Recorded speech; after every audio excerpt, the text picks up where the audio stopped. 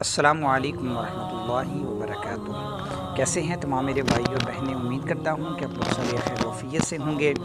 میں ہوں حافظ محمد بلال اور آپ لوگ دیکھ رہے ہیں اسلامک ٹیچر 27 آفیشیل۔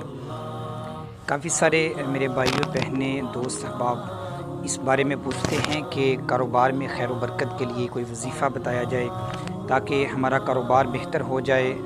دن بدن ہمارا کاروبار کم ہو رہا ہے، کوئی بہتری کی طرف آثار نظر نہیں آ رہے۔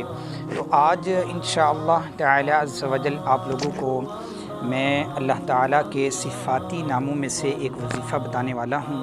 اگر آپ لوگ اس کو ترتیب کے ساتھ کریں گے انشاءاللہ تعالی عز و جل اللہ تعالیٰ آپ کے رزق میں، آپ کے کاروبار میں خیر و برکت عطا فرمائے گا۔